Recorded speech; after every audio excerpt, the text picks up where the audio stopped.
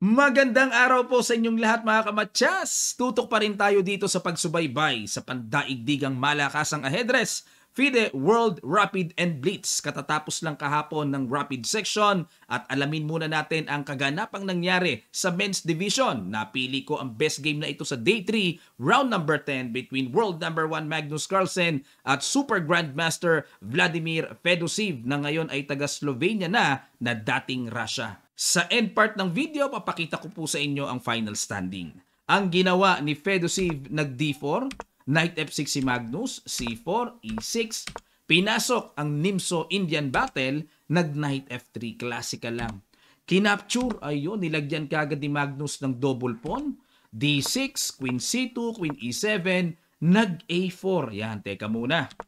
Ito pong A4, medyo kakaiba sa akin at dito po sa opening database ng chess.com, novelty kagad ang A4. Yan siguro ang pinaghandang rapid variation ni Fedosiv. Kasi ang palagian dito E4 eh. Binubuo kagad ang sentro eh. Pangalawa yung G3 para ifafyangketo. Pangatlo yung Bishop A3. Yan po ang mga linya dyan. Tapos ibabangga yung C5.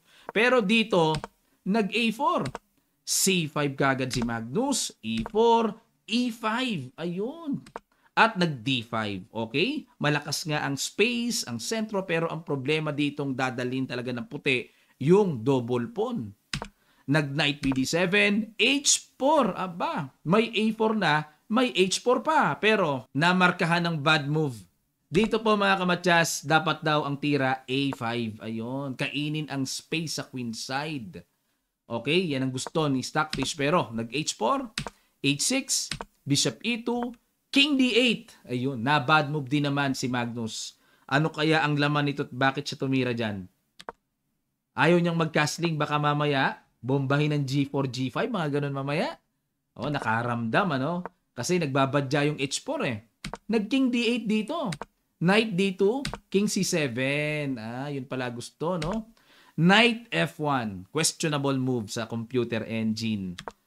Dapat daw ang tira A5. Yan pa rin. Pero itong Knight F1 naman, nakikita ko dito ang basa ko, Knight E3 or Knight G3 pupunta dun sa F5. Nag G6, inagapan kagad ni Magnus ang ruta na paparating ng Knight. Pero, hindi pa rin po mainam. Dapat daw A5 para walang A5 ang puti. Tapos B6, mga ganon, ano? O pero balik tayo, nag G6, G4, A5, H5, kinapture lang, at nag-Knight B6, Knight G3, Bishop D7. Ayun, minarkahan ni Magnus ang weak A4 pawn. Mukhang pagtira ng Queen E8, mukhang babagsak yata yung pawn na yan ah.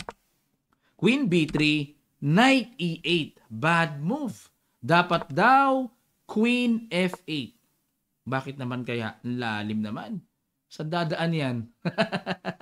May waga tira ng computer ah.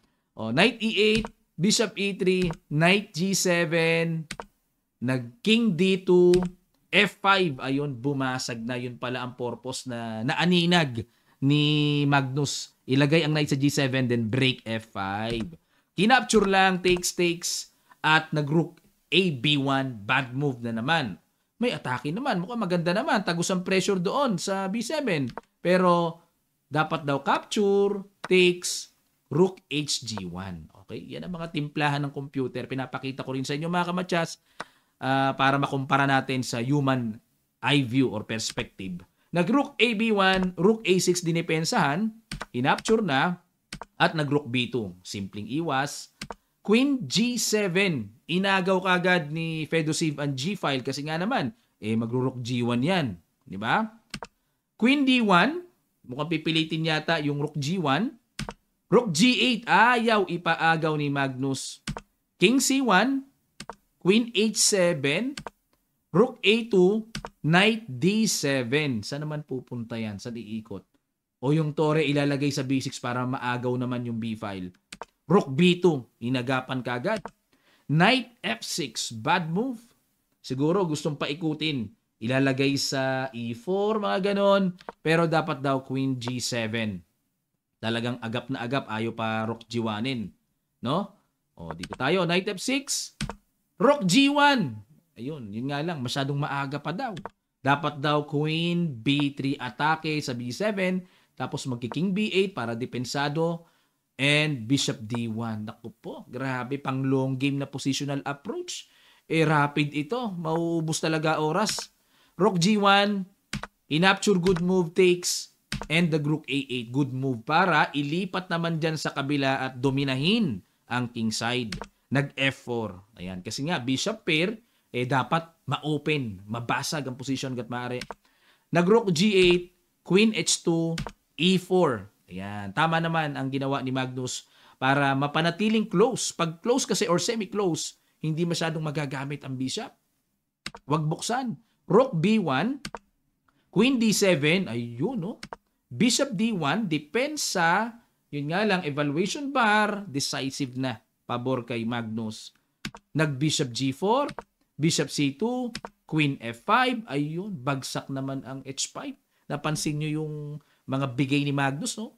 Magpo-focus sa queen side, pag nandiyan ka naman, bigla namang lilipat sa king side, kaliwat kanan ang dapat mong intindihin sa mga ginagawa niya.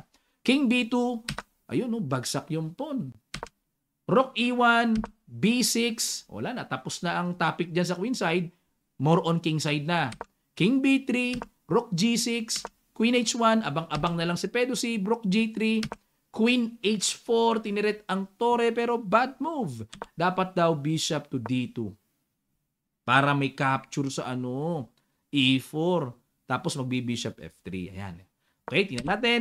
Nag-Queen H4, Rook H3, good move, Queen F2, Bishop F3. Ayun, no, grabe. Mananakal na yung mga pyesa. Rook G1, Knight G4, Queen E1, H5. Ayun, para gamitin ang extra pawn. Yan ang ipaparamdam dyan unti-unti. Bishop C1, Rook H2, Queen G3, Bishop E2. Napakaingat, yung position. Rook E1, ayun, dito mga kamatyas, sige po, pakiguess nyo ang ginawa na panggulat dito ni Magnus. Sa ilang sandali lang, tutuloy kagad natin. Start.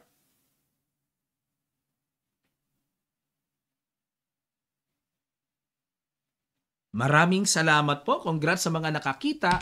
Bishop takes C4, sacrifice. King takes C4, may bawi din kasi sa bishop. Nataktikahan na.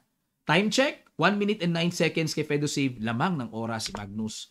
Queen H4, King D7. Ayan, para hindi makapasok ng mga gulo-gulo. Bishop E3, Rook G2, Queen H1, Rook G3. Bishop C1, Knight F6. Ayun naman ang kuntirya. Talagang kaliwat kanan tapos biglang lilipat sa sentro. Talagang pagkalaban mo si Magnus, alisto ka sa lahat. Gitna, dalawang tabi. Dinipensahan ang D5, nag-Rook D3. Yun lang. Napuwersa, capture. Yun nga lang may deadly pass po na paparating. King B5, ayan na. Domesperate move na si Fedosib. Kasi wala kailangan niya manggulo-gulo na Queen takes D5, sinimplihan lang. Queen H3 check, King C7, C4, dakko. Yun lang. Queen C6 check, pumasok at huling bitaw. 2 moves mate ito B5, resign. Bakit po? King A7, Queen B7 matchas, King takes A5, Queen B6 matchas.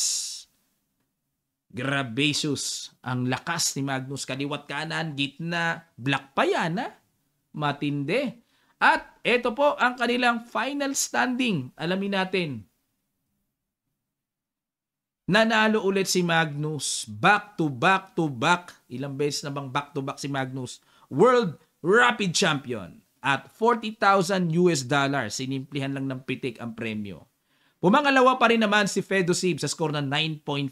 Galing din ni Fedosib Yu Yangyi, ayan, taga China, third place. Ang dami nilang nag-tie, 9 points. Ang dami nila Ayan, okay, congrats ulit kay Magnus. Deserve niya talaga ang World Rapid. Talagang pinatunayan niya na siya ang world number 1 talaga. Hindi lamang sa rating, kung hindi sa lakas ng Rapid Chess. Okay, maraming salamat po sa pagsubaybay nyo sa kabuuan ng sinubaybayan natin sa Rapid Section. Abangan naman natin ang mga matitinding resulta ng magiging Blitz naman day 1. Okay, abang po tayo. Hindi po ako makapag-live kasi hindi ko pa maibabad yung boses ko. Talagang masakit pa talaga. Pag mga record, medyo nagpapahinga ako. Akala nyo lang walang mga post ito at walang cut, pero meron yan. Inaayos ko lang. Miya't-miya po ako umuubo pagka nangangati. Tuloy-tuloy kasi ang pagkasalita. Pero pagka gumaling na tayo, balik tayo sa mga streaming natin mga kamatsas. Promise ko po yan, ha? Maraming salamat. Magkita-kita pa tayo sa mga susunod pang chess updates.